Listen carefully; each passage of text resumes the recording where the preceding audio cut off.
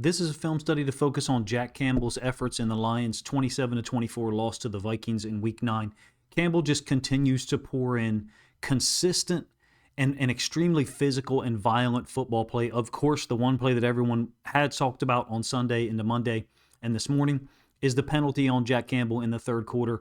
Ball doesn't lie, because eventually Terrion Arnold made an incredible interception to thwart that drive by the Minnesota offense. Of course, I do not believe that that should be a penalty, nor do I think the refs interpreted it correctly in that situation. In any case, let's get to the film quickly, and then I'll give you some summary thoughts at the end of the video.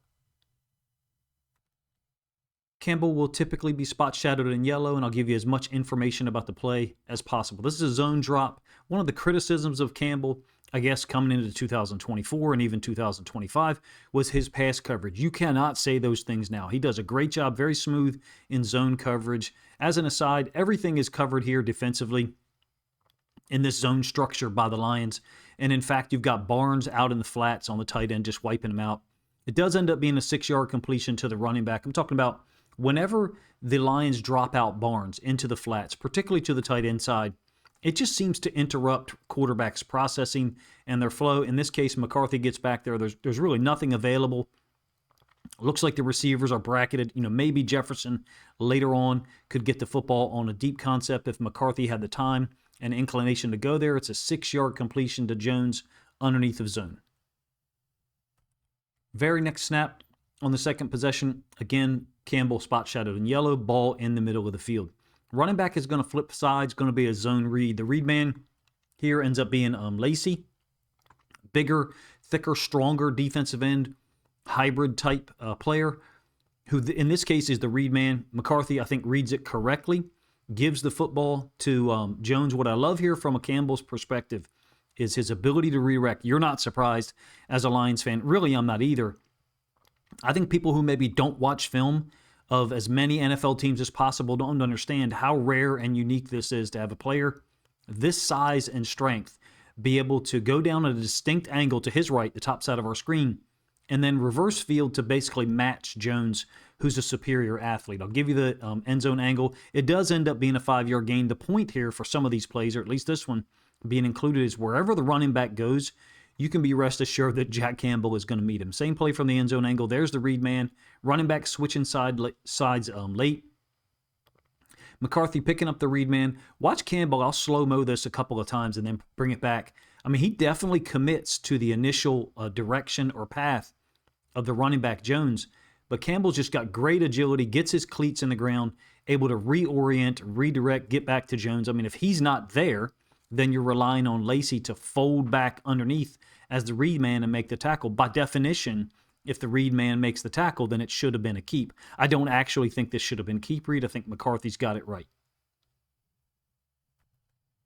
So I'm going to set up talking about the penultimate play, or the one that drew everybody's attention on Sunday, as well it should have, and that's the penalty on Campbell for roughing.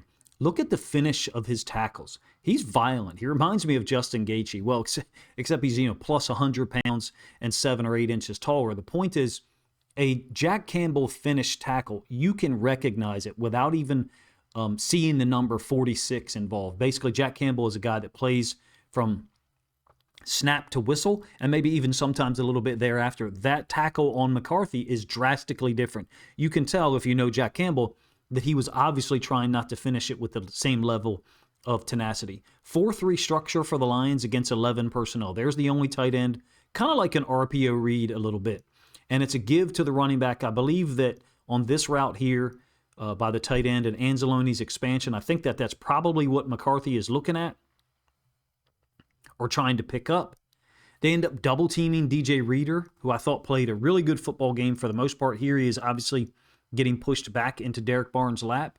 But no matter, because Campbell is now unblocked. That's the math that happens on every single zone concept. In this case, it's a 1-yard gain by Jones. Campbell has 73 tackles so far this year, 40 solo, 6 TFLs, 4 sacks, 2 forced fumbles. Oh, by the way, at the same time, he covers running backs in man on third down situations. The price is going up.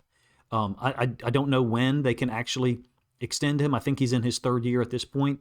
You're talking about a guy who plays special teams as well. I noticed him on kickoff on Sunday.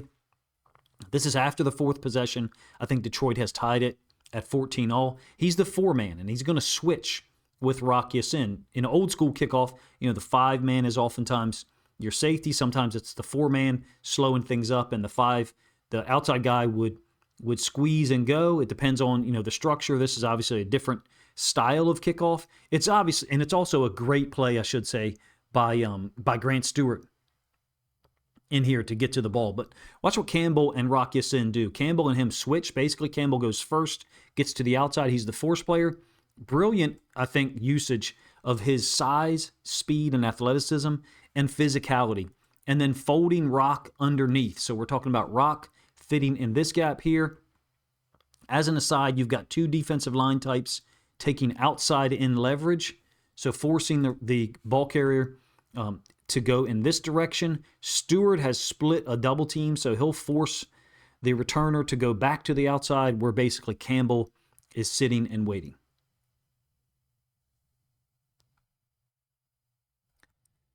I'll be honest with you, I've never really been too interested in the kickoff and kick return stuff. If I do decide to cover something like that, it would probably be in the offseason as part of a large standing film study. But in any case, this is an important play in the context of this game. It's the fourth possession, 2nd and 15, and it's a blown coverage in my opinion.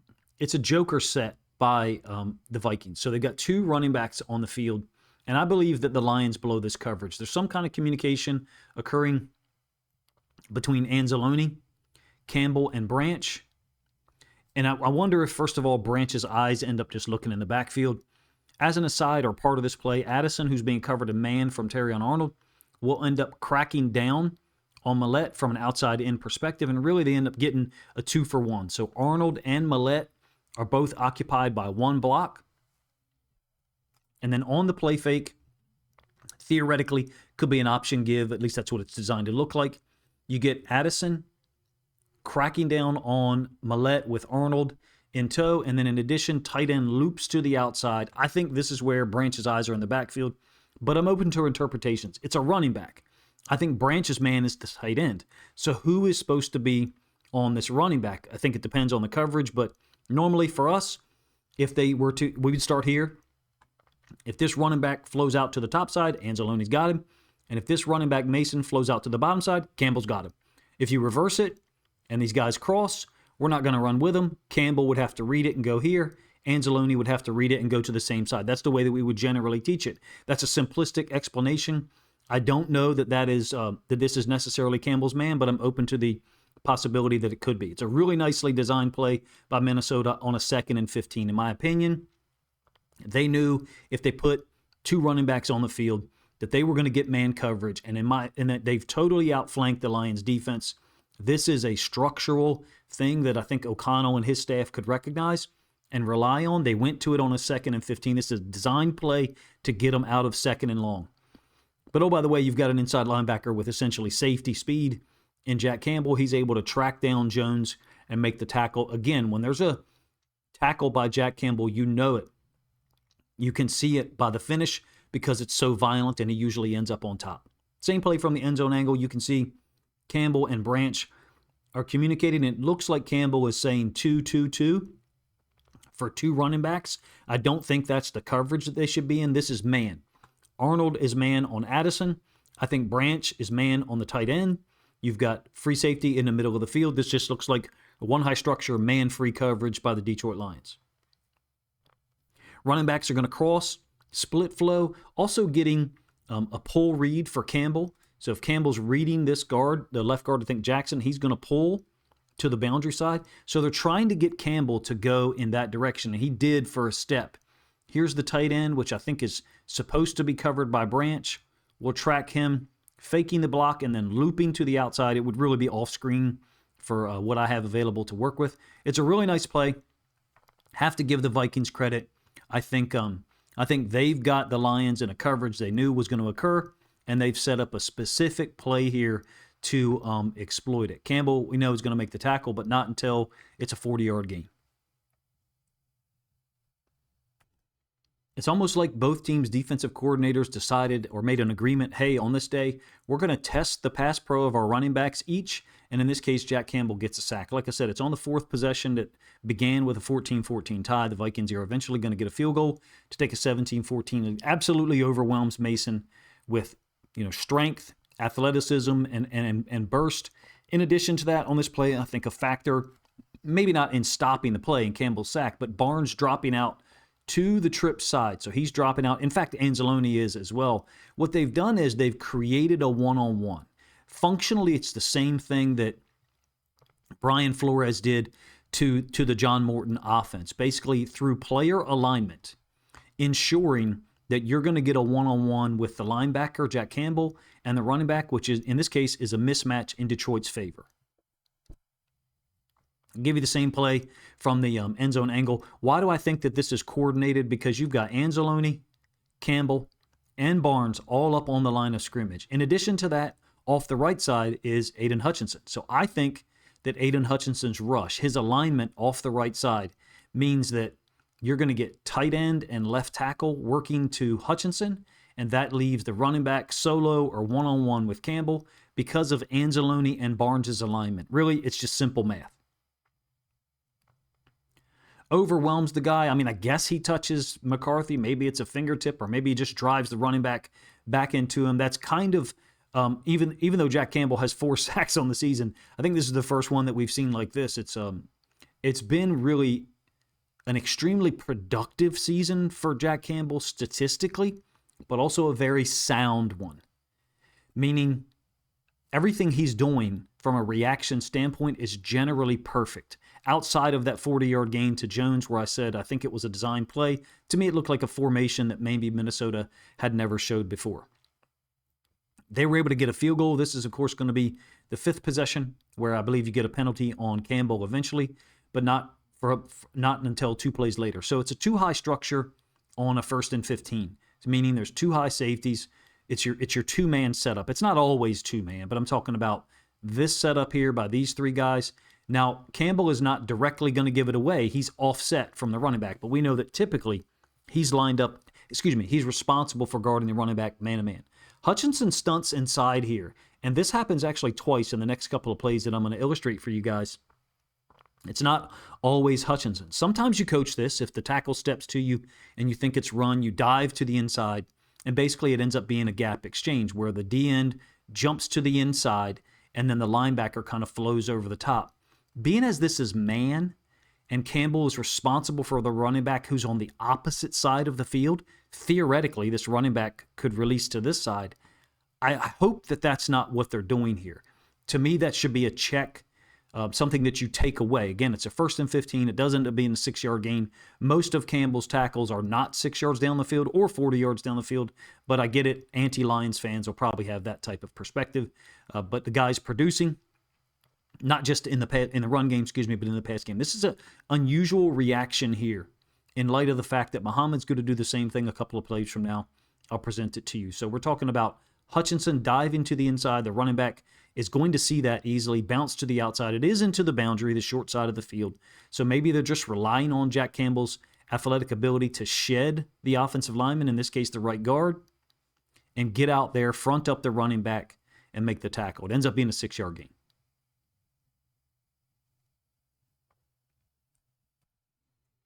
Very next snap, you can see it's a 2nd and 9 after that 6-yard gain on 1st and 15. This is going to be the roughing penalty. I agree with Tom Brady. I think he put it well. You're rewarding a team for having poor pass pro and allowing their quarterback to be hit. And to me, I have a problem with that, number one. Number two, I don't think Campbell tried to spike McCarthy at all. I think he actually tried to hold himself up with his right arm. In any case, they put the running back in conflict. Again, very similar to what Brian Flores' defense did to Jahmyr Gibbs. Make it look like there's going to be 2 inside linebackers blitzing, Anzalone and Campbell, and then they do not. Well, Campbell does, and then you've got the inside blitz by the nickel defender Millette, 2-on-1 created with the running back, and to me, from here on out, what do you do? Does he fall off to the side and risk not actually knocking the quarterback down? It's great timing on the blitz. I think that Campbell's done everything right here, and in my opinion, he's even got his right arm down so that he doesn't fall on the quarterback. I wonder if that needs to be a teaching aspect or element for the refs, basically meaning we've got to teach the guys to put their arms, their elbows, their wrist at risk such that they don't land on the quarterback. Another option is you still maintain your hold on the quarterback, but you roll to the side like a gator roll. Now you're talking about hip drop tackles potentially, and or landing on the quarterback's leg, but then rolling to the side. So all of the options I think are bad. If you compare this to your typical Jack Campbell tackle, it's nowhere near the level of finish. I'm not saying that he spikes people consistently, but Jack Campbell plays from snap to the whistle. And in my opinion, we've gotten to the point where apparently we want gravity to no longer exist after a defensive player makes contact with the quarterback. Looks like a double inside linebacker blitz, Campbell and Anzalone. Both teams use that obviously a ton on Sunday. Millette is off screen. He's going to be blitzing through the B-gap. And they're stunting Muhammad all the way across. So they've really cleared the path here using 6 guys to get pressure. We're talking about Muhammad lined up in the B-gap, moving all the way across. Barnes going upfield, so he's occupying the left tackle, and that is what creates this 2-on-1 with the running back between Millette and Jack Campbell. Conceptually very similar to the 3-on-2 that Flores was able to create consistently against Gibbs and Graham Glasgow. This is a great play at any point in time. The blitz, the stunt, the creation of it, it's just that it worked so well. Campbell gets in there, gets arms around the quarterback. He could spike him. He could completely land on top of him in a way that allows his weight to fall on him with, exponential force because of gravity. I don't think Campbell does that. I don't think that this should be a penalty. In my opinion, they've got to relook at this rule. I understand that they're going to call it one, and a lot of soft-ass football fans will say that it should be one. I absolutely disagree. The Lions, fortunately, were able to get a turnover on Terrion Arnold's first career interception. I guess technically it's his second because he had one wiped out against the Bears earlier this season. Moving on to the 7th possession, this will be a tackle with Barnes. Very similar dynamic to the run play to Hutchinson's side where Campbell folded over the top, except this time it's going to be Muhammad. So the run action off the jet, you're getting jet motion across, and then the run action, so what I would oftentimes refer to as jet dive.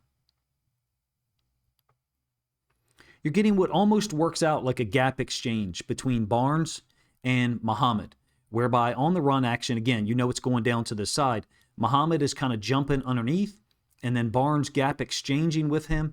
I feel like Barnes could possibly get a little bit more upfield here to set this edge in more of a physical fashion. He ends up engaging the left tackle. And I think that this is supposed to be fast flow, meaning you violently engage this such that Campbell can flow over the top. Barnes kind of stops his feet. But look, man, they move Barnes around, and everything he does well. So it's difficult to second guess him the way he plays stuff. Basically, Barnes is one of the most versatile players in the league for everything they ask him to do. And repeatedly, no matter where they put him, in this case, he's at will linebacker, he does his job the right way. This is the same play from the end zone angle. It's a 2nd and 4. Defensive line is going to stunt to the inside. We're talking about Reeder and Muhammad from their alignment here and here. They're both going to stunt to the gap to their left. So Barnes flows over the top.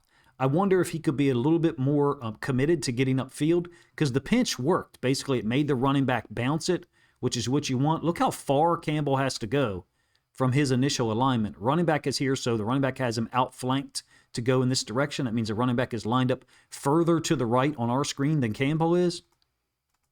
Campbell's staying on the backside hip pretty much the whole time. It's not like Campbell folded over the top so far such that the running back was able to cut it back. Really great play, if you ask me, on a 2nd and 4.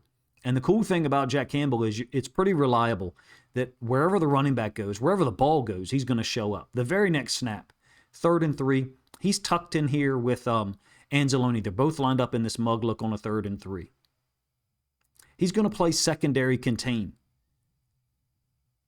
So initially, McCarthy's looking to the bottom side of the screen. You guessed it, Barnes is dropping out and disrupting that read or that flow. So basically, I think you've got kind of this second guy through type of route where the tight end is trying to either get upfield and or run a primary slant, and then the second receiver is going to run underneath. But because of the presence of Barnes, he's in the way or interrupting that flow, that progression from J.J. McCarthy. So you can see the relationship that Barnes has here. McCarthy has to take off.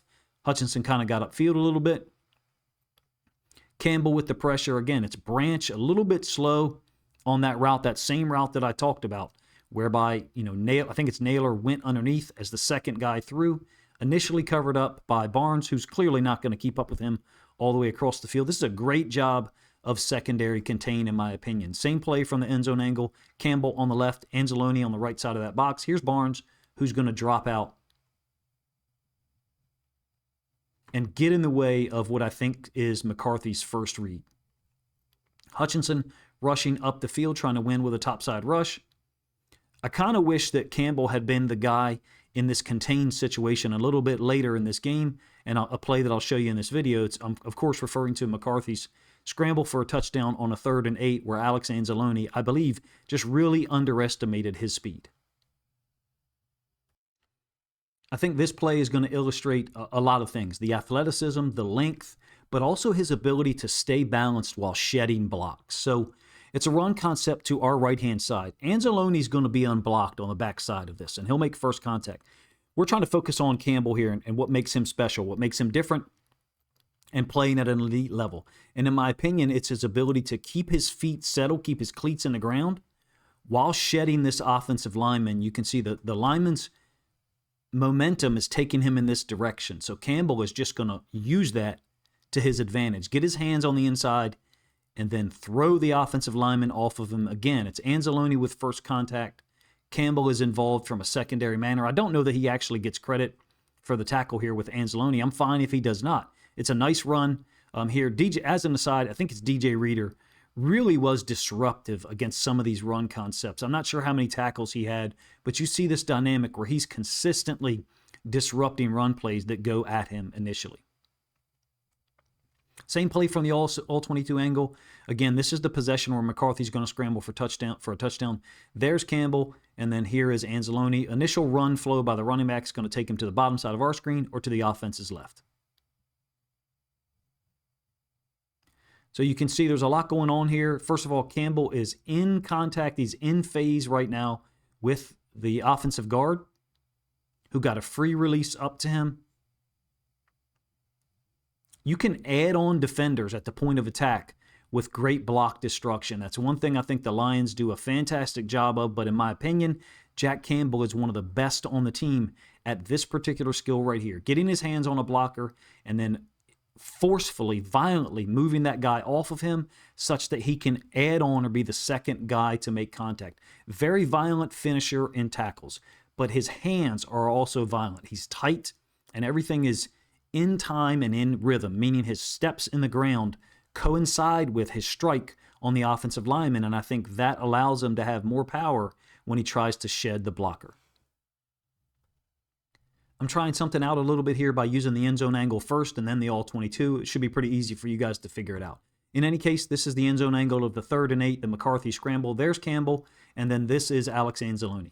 You've got what I think is a tactically poor decision by Detroit to stunt Aiden Hutchinson inside and Muhammad through the B gap. It's not that that's never used, but first of all, it's a right-handed quarterback who is somewhat athletic for the NFL level. For regular people like us, he's obviously top 1% of top 1%. But the ball is on the left hash for the offense, and you're talking about a right-handed quarterback. To me, this is leaving too much space to the field for Alex Anzalone to cover. What I mean is in their 3+1 coverage, oftentimes Barnes or whoever's being the spy against the Ravens, it was sometimes Nowaski, it was sometimes, Barnes, a couple of times it was actually Anzalone. The spy's feet would be here. So when McCarthy would scramble out, or Lamar Jackson in the comparison or analogy I'm making, that player's angle would be different. It would be flatter. McCarthy wouldn't have a two-way go like he has here coming up in a moment. Anzalone's dropping out. I think you basically got man free. In my opinion, it's a poor tactical decision what they did here, whether that was Hutchinson's call or Kelvin Shepard's. I really don't care. Whoever's responsible for it, it needs to be something that they put in their pocket in some of these situations. Anzalone also might underestimate McCarthy's speed here. And Anzalone is usually a very sure tackler in open space, but the space The distance between him and McCarthy is what matters here. If he had been in the spy delineation, he would have been tracking McCarthy, roughly at this type of angle, trying to stay on the backside hip. And McCarthy, McCarthy wouldn't have the two-way go that Anzalone thinks he has here, which is the path that McCarthy goes on and or cutting it back against Anzalone's momentum. Same play from the end zone angle. Here's Campbell. He's unrelated to this, obviously. That's roughly going to be Anzalone's path. Dropping in coverage, again, I think it's man-free. To me, it's a no-no what they do here with Hutchinson and Muhammad. If they're going to do something like this, in my opinion, then Hutchinson needs to go first, and Muhammad needs to loop all the way around and go second.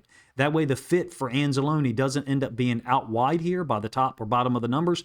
The fit for Anzalone would be more in this area here. So you'd have more help to the inside. On a critical 3rd and 8, I think this is just a tactical mistake. Here's the path that McCarthy's going to take. If you compare it to the 3+1 spy, which I think I covered, from the end zone angle, your spy would be somewhere in this area near the line of scrimmage and have a totally different angle to chase McCarthy as he escapes. Anzalone's been great in those situations in the past at making tackles on athletic quarterbacks or running backs or tight ends in general. In this case, it was very unfortunate because it allowed Minnesota to take a 10-point lead. I think everyone involved would probably like to have that one back, from the defensive coordinator on down, myself included. To focus on Jack Campbell for a moment with some summary thoughts, I think he's playing at an elite level. We knew he was a badass football player. People had questions about his coverage skills and I guess execution prior to the season.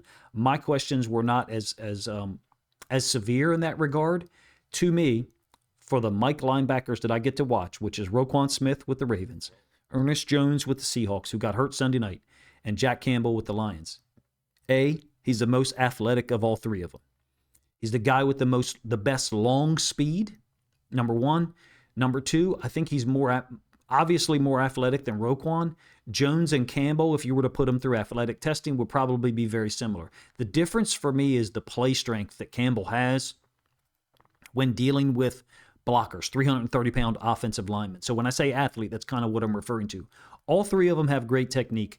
I think Campbell has the heavier hands. To use a combat sports analogy, the other guys have good power. Campbell has knockout power in both hands, because moving to his right or moving to his left, when he lays hands on a blocker, he can shed them. And I think I showed you that during the course of this video. The zone play where Alex Anzalone makes first contact, Campbell sheds the right guard to his right, our right-hand side of the screen, and then gets involved in the tackle late, combined with the play I showed you earlier from the end zone angle where Hutchinson dives inside the B-gap, and Campbell, moving to his left this time, is able to avoid that same right guard. I'm talking about those plays packaged together, because one of them, Campbell's moving to his right, one of them, he's moving to his left. The analogy should be clear. A boxer or combat sports guy with power in his right and his left hand.